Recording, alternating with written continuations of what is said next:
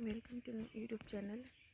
आज हम लोग 3 दिसंबर इवनिंग शिफ्ट के जो भी इवनिंग में जो भी आरआरबी ग्रुप डी के एग्ज़ाम हुए थे उसके साइंस और करंट अफेयर्स के क्वेश्चन देखते हैं। देखिए, नंबर 1 क्वेश्चन है, मानव शरीर में कार्बोहाइड्रेट, प्रोटीन और वसा का पाचन कौन सी ग्रंथि उत्तरदायी है? ठीक है, तो इसका आंसर होगा थायराइड ग्रंथि। और इसके जो भी अलग जो भी है ब्रेक, अग्नाशय, पीयूष, इसके क्या फंक्शन यहाँ पे दिया हुआ है, आप लोग अच्छे से देख सकते हैं। पीयूष ग्रंथि क्या करती है? अंगों में वृद्धि उत्तेजित करता है। अंडाशय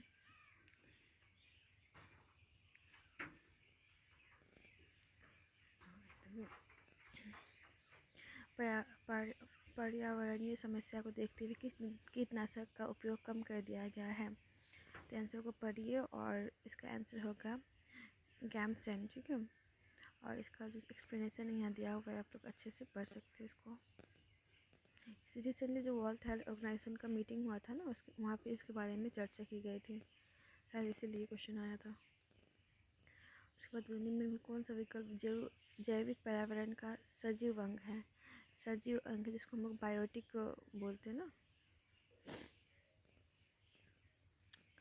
अंत झिल्ली का भाग नहीं है। देखिए, अंत झिल्ली वो होता है जो आपस में कोऑर्डिनेट करके ना बॉडी के डिफरेंट जगहों पे ट्रांसपोर्टेशन एंड ऑल का काम करती है।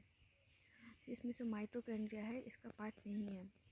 यहाँ पे आप लोग डेफिनेशन पढ़ सकते हैं। और अंत झिल्ली तंत्रिका का जो कौन कौन सा पार्ट है वहाँ पे देख सकते हैं। Golgi body, lysosome, रिक्टिकम।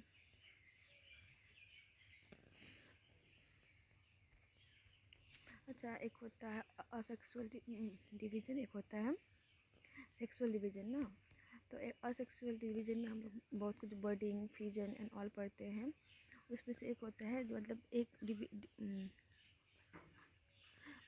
डिवीजन की बहुत सारी कोशिकाएं बनती है। बहु विभाजन द्वारा एक साथ कई कोशिकाएं का विभाजन होता है। किस में होता है? इसमें होता है प्लाज्मोडियम में। यहाँ आंसर देख सकते हैं आप लोग अच्छे से।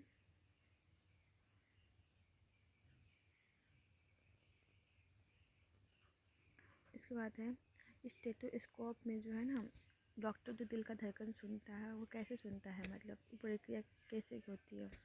तो वो कंप्लीट रिफ्लेक्शन होता है उसके द्वारा, जिसको हिंदी में बोलते हैं ध्वनि का बहु परावर्तन द्वारा। यहाँ पे एक्सप्रेशन देख सकते हैं आप लोग। एक व्यस्त सड़क पर एक बस की गति, मतलब एक बहुत ही ट्रैफिक एरिया हो, वहाँ पे बस की गति यूनिफॉर्म तो नहीं होगी, एक समान तो नहीं होगी। बेतिए यहाँ कोई ऐसा कुछ बोला नहीं गया है, ये तो सिंपली असमान होगी।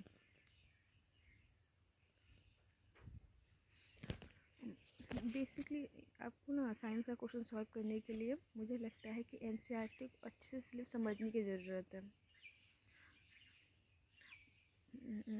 तो बोला 4 ओम के 4 प्रतिरोधक समांतर में जुड़े हैं, तो इसके 4 समांतर संयोजन फिर श्रृंखला में जुड़े हैं, तो समतुल्य प्रतिरोध क्या होगा?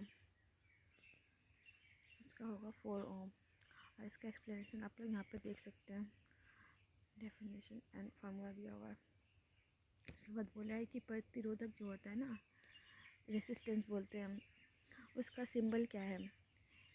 ये सारी चीज़ जो है एनसीईआरटी से है। साइंस आप लोग को एमसीक्यू नहीं, सीधे एनसीईआरटी पढ़ना चाहिए, एनसीईआरटी मस्ट है। इसका आंसर ये होगा। ये पता आपको बैटरी का है शायद ये का। अच्छा सॉरी, कि धातु में ना किसी चीज़ से मारने से ना एक आवाज़ आता है ना, लाइक तांबा पित्तल का अलग अलग एक वॉइस निकलता है, उस प्रॉपर्टी को हम लोग बोलते हैं सोनोरस। जीवाश्म ईंधन का पार्ट कौन सा है? आपको पता है जो कंप्रेस नेचुरल गैस है वो है जीवाश्म ईंधन का पार्ट, कोयला एंड ऑल ये सब भी है। तो मीथेन, तरल हाइड्रोजन, एडिशनल इन्फॉर्मेशन पढ़ लीजिए, क्योंकि मोस्टली क्वेश्चन रिपीट करे ना करे, टॉपिक तो रिपीट कर ही सकता है क्वेश्चन, अगर आप लोग का है ग्रुप डी का एग्ज़ाम तो। उसके बाद लिखा है एक्शन के शीर्ष पर उपस्थित बल्ब नुमा संरचना को क्या कहते हैं? इसको सिनेप्सिस नोब कहा जाता है शायद। यस, हाँ। यहाँ पे देखिए इसका फोटो दिया हुआ है एक्शन का, और ये जो ये नीचे दिया हुआ है देखिए सबसे कॉर्नर में सिनेप्टिक नोब, इसको बोलते हैं बल्ब नुमा। और बाकी पार्ट भी देख लीजिए, डेंड्रिट्स क्या होता है, cell body, nucleus and all. अच्छा हमें पता है ना माइक्रो न्यूट्रिएंट्स का पूछा है, मैक्रो न्यूट्रिएंट्स पूछा है, ठीक है। तो टोटल 17 न्यूट्रिएंट्स होते हैं जो किसी पादप कोशिका को के लिए ज़रूरी होते हैं, जिसमें 9 शायद मैक्रो होता है और बाकी माइक्रो होते हैं। तो इसमें से कौन सा नहीं है? मैक्रो बोला है, ठीक है। मैक्रो मतलब कम कम मात्रा में होता है, ठीक है। और माइक्रो मतलब होता है ज़्यादा। तो देखिए आयरन जो है हमारे बॉडी में मैक्रो न्यूट्रिएंट नहीं है। हमको पता है कि ब्लड में अगर आयरन का मात्रा घट भी जाए तो कितने सारी बीमारी हो जाते हैं, तो आयरन होगा। यहाँ पे दिया हुआ अच्छे से 9 मैक्रो न्यूट्रिएंट्स के रूप में तथा 8 माइक्रो न्यूट्रिएंट्स के रूप में वर्गीकृत किया गया है। मैक्रो न्यूट्रिएंट्स देख लेते हैं, और ये सब भी पढ़ लीजिएगा। पता है पूछता है नाइट्रोजन का क्या रोल होता है, तो ये प्रोटीन संश्लेषण तथा न्यूक्लिक एसिड के निर्माण में है। सल्फर का क्या काम है? सल्फर पौधों के जड़ों और बीजों के विकास में को बढ़ावा देता है। फास्फोरस का क्या काम है? पोटेशियम का क्या काम है? आयरन का क्या काम है? ये सब इम्पोर्टेंट पॉइंट है। ग्लूकोज का रासायनिक सूत्र क्या है? तो ये देखिए प्रकाश संश्लेषण का चैप्टर आप लोग पढ़े होंगे, तो इसमें दिया हुआ है ग्लूकोज का C6H12O6 होता है। रिएक्शन भी देना होना चाहिए पर नहीं दिया हुआ है।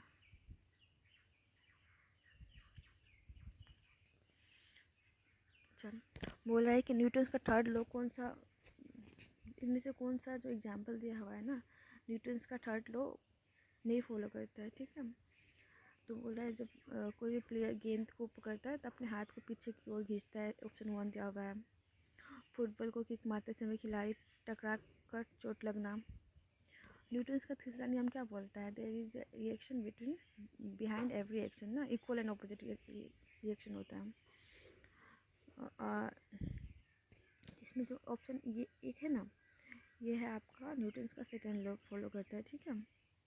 यहाँ पे इसका आप देख सकते हैं, force equal to mass into acceleration बोलता है ना दूसरा नियम। पृथ्वी का गुरुत्वीय त्वरण मतलब एक्सेलरेशन ड्यू टू ग्रेविटी का मान है, और पूछा है भूमध्य रेखा पर सबसे कम होता है, ध्रुव पर सबसे कम होता है। देखिए एक्सेलरेशन ड्यू टू ग्रेविटी कम होना कहाँ, हमारा जितना भी स्पेस, मतलब हमारा इंडिया का ही नहीं, दुनिया का जितना भी स्पेस सेंटर है ना, जहाँ से लॉन्च किया जाता है रॉकेट, मतलब अंतरिक्ष में कोई भी चीज़, तो ऐसा जगह का चूज़ करते हैं जहाँ एक्सेलरेशन ड्यू टू ग्रेविटी सबसे कम हो, ताकि वो इजीली हमारे स्पेस के बाहर निकल जाए। तो हम लोग का इंडिया में देखिएगा तो साउथ में है, नियर इक्वेटर, हमेशा कोशिश करता है कंट्रीज़ के नियर इक्वेटर बने, क्योंकि इक्वेटर पे जी का वैल्यू सबसे कम होता है, ठीक है। तो ऑप्शन होगा 1 भूमध्य रेखा पे। फिर बोल रहा है एक वस्तु 16 मीटर की ऊंचाई से मुक्त रूप से धरती पर गिरती है, धरती से टकराने में समय, तो समय का फार्मूला होता है √2h/g, है ना। तो h का वैल्यू c दिया हुआ है, 16 दिया हुआ है, और √2h 2 × 16/g का वैल्यू कितना है हमारा 9.8 है मीटर पर सेकेंड। तो हम लोग फार्मूला अप्लाई, देखिए कुछ न्यूमेरिकल सॉल्व करने के लिए आपको फार्मूला पता होना चाहिए। विथआउट फार्मूला देखिए यहाँ पे समय निकालने का फार्मूला दिया हुआ है √2h/g, और आप लोग फार्मूला में सीधा वैल्यू को पुट कीजिएगा तो लगभग 1.8 सेकेंड आएगा आंसर। गैल्वेनाइजेशन, ठीक है, आयरन के ऊपर जो गैल्वेनाइजेशन किया जाता है उसे रस्ट से बचाने के लिए, जंग लगने से बचाने के लिए, तो कौन से किस चीज़ का लगाया जाता है परत? तो वो होता है जिंक का।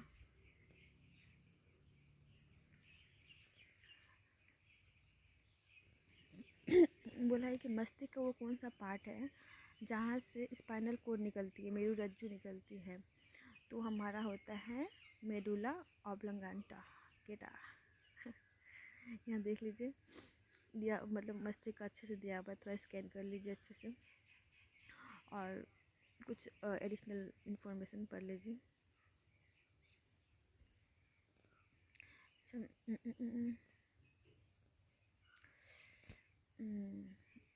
देखिए बोला है कि प्रकाश का वो कौन सी घटना है जो ये प्रूव करती है कि प्रकाश एक अनुप्रस्थ तरंग है। ठीक है, मुझे थोड़ा थोड़ा प्रॉब्लम है इस टर्म को लेके, ठीक है, क्योंकि मैंने ये सारे टर्म्स इंग्लिश में पढ़े। अनुप्रस्थ तरंग आई थिंक पोलराइजेशन का बात कर रहा है।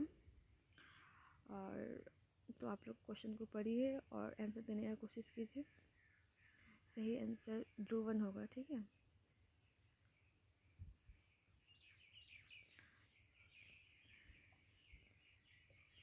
पेट से निकलने वाले अम्लीय भोजन को छाड़िए, मतलब बेसिक बनाता है ना। देखिए आपको पता है पेट में खाना एसिडिक हो जाता है क्योंकि HCl मिलता है, वहाँ पे हाइड्रोक्लोरिक एसिड मिलता है। उसके बाद भोजन क्या होता है ना, क्षारीय हो जाता है छोटी आंत में जाते जाते। तो किस कारण से होता है, तो हमें पता है बाइल जूस जो होता है पित्त रस के कारण ये बहुत ही अम्लीय होता है। इसका pH लगभग 8 से ज़्यादा होता है, के कारण वो क्षारीय बन जाती है, मतलब बेसिक बन जाती है। निम्न में कौन सा यौगिक आयनिक बंधन मतलब कोऑर्डिनेट बॉन्ड नहीं बनाता है।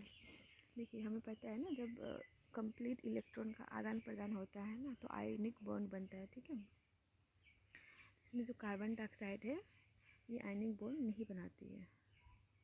यहाँ पे अच्छे से पढ़ सकते हैं आप लोग ये सारे डिटेल्स। ओके, इसके बाद किसी पेड़ की शाखा को हिलाया जाता है तो पके फल शाखा से अलग हो जाते हैं। तो ये न्यूटन का कौन सा नियम फॉलो करता है। देखिए न्यूटन का पहला नियम बोलता है लॉ ऑफ इनर्शिया बोलते हैं ना, जिसमें अगर कोई वस्तु स्थिर है तो स्थिर ही रहेगी, गति में है तो गति में रहेगी, अगर जब तक उनमें बाहर से फोर्स ना लगाया जाए। इसमें हम लोग क्या कर रहे हैं, पेड़ और फल दोनों स्थिर अवस्था में है, हम लोग बाहर से फोर्स लगा रहे हैं तो वो फल गिर जा रही है। तो न्यूटन का पहला नियम फॉलो करते हैं।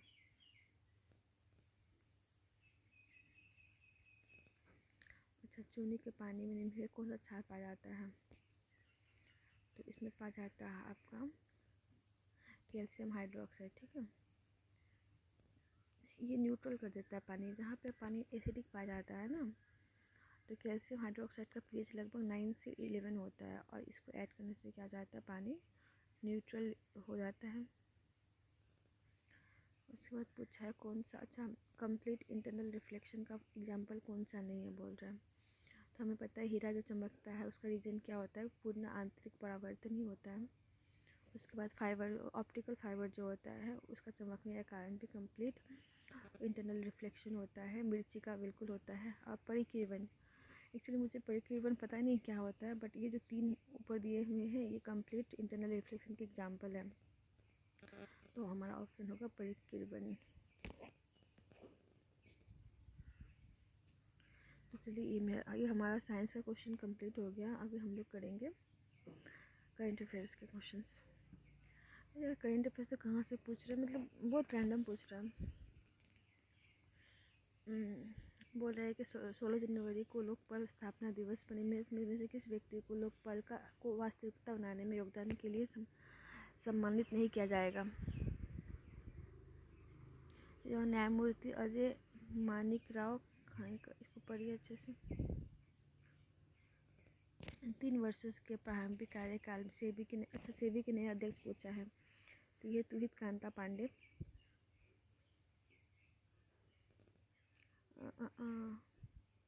देखिए एक 106 संविधान संशोधन आया था, महिला सशक्तिकरण समथिंग, मुझे नाम याद नहीं आ रहा अभी।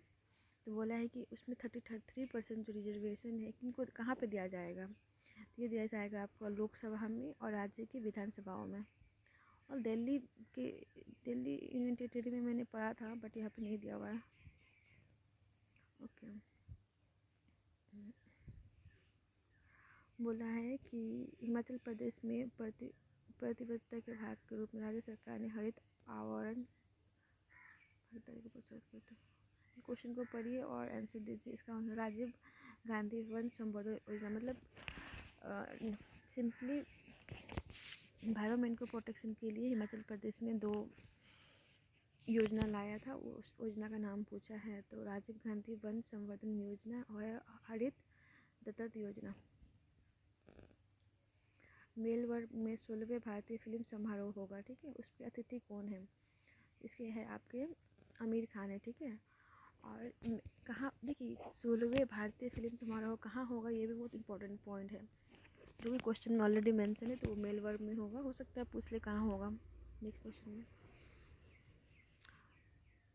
एक्चुअली वो हो चुका है, ये 14 से 24 अगस्त तक हुआ था।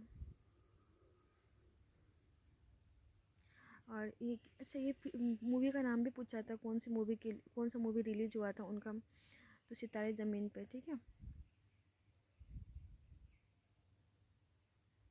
ये मूवी बहुत चर्चा में है और 2-3 शिफ्ट में इस मूवी से ही क्वेश्चन पूछा है। Okay, NHL national hockey league है क्या? हाँ। विंटर क्लासिक कहाँ आयोजित होने वाली है?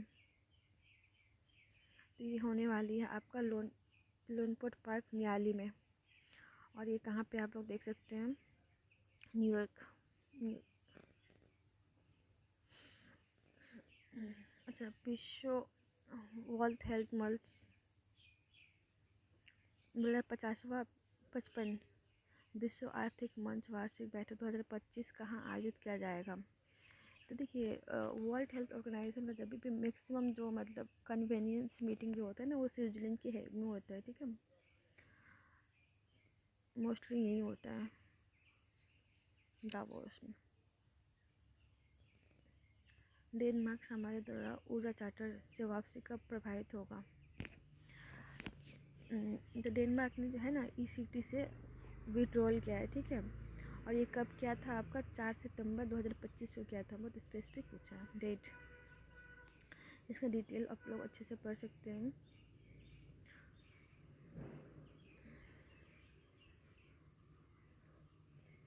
उसमें बोला है खेल 2024 में उसके अर्जुन पुरस्कार किनको मिला था?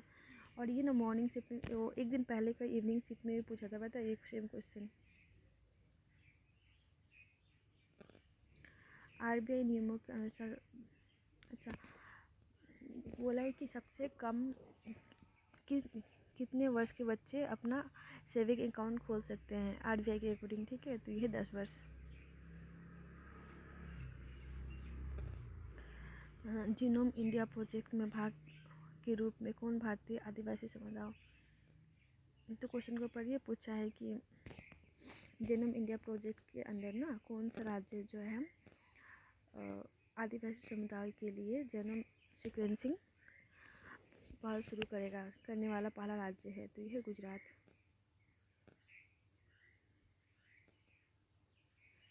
डिटेल देखिए अपना। घुड़सवारी में उत्कृष्ट के लिए किस राजस्थानी खिलाड़ी को 2024 में अर्जुन अवार्ड से सम्मानित किया गया था? दिव्य कीर्ति सिंह। राजस्थान स्पेसिफिक बहुत क्वेश्चन पूछ रहा है। स्ट्रेटोस्फेरिक एयरशिप प्लेटफॉर्म की पहली उड़ान परीक्षण कहाँ आयोजित की जाएगी? शिवपुर, मध्य प्रदेश। विश्व रोइंग चैंपियनशिप 2025 कहाँ आयोजित की जाएगी? तो ये संघाई चीन में, ठीक है। तो यहाँ पे आप लोग डिटेल देख लीजिएगा अच्छे से। नीदरलैंड शीर्ष रहा है, ग्रेट ब्रिटेन, चीन, चाइना। भारतीय सेना अच्छा युद्ध कौशल 3.0 कहाँ आयोजित किया गया था? तो ये अरुणाचल प्रदेश में किया गया था। न्यू दिल्ली में आयोजित आयुष मिशन राज्य क्षमता निर्माण पर विभागीय शिखर सम्मेलन की अध्यक्षता कौन करेगा? तो इसका प्रताप राव जाधव है आंसर। ये एक मंत्री है। भारत में खेल प्रदर्शन में विज्ञान और नवाचार को एकीकृत करने के लिए कौन 2 संस्थानों को समझौता? अच्छा माओ खेल के लिए, ठीक है। तो ये है IIT दिल्ली एंड भारतीय खेल प्रदर्शन। रॉकेट ड्रीम्स के लेखक कौन है? तो यह है आपके डेवन क्रिश्चियन डेवनपोर्ट। ये अभी ना मतलब स्पेस को लेकर बहुत ज़्यादा कंपटीशन चल रहा है ना, उसी के ऊपर बुक लिखा गया है। तो काइंड ऑफ 28वां राष्ट्रीय ई गवर्नेंस सम्मेलन कहाँ आयोजित किया जाएगा? तो ये होगा आपका विशाखापट्टनम। और इसका डिटेल आप लोग देख सकते हैं। 23 सितंबर को, सितंबर से ना बहुत सारा करंट अफेयर्स पूछा है, पता है मोस्टली। तो आप लोग सितंबर का करंट अफेयर अच्छे से पढ़ के जाइएगा। वैश्विक डिजिटल नोमाड रिपोर्ट 2025 में दूरस्थ कार्यकर्ताओं के लिए उपयुक्तता के मामले में पहला स्थान दी है आपका स्पेन। तो आपको अगर वीडियो अच्छा लगता है तो मेरे चैनल को सब्सक्राइब कीजिए।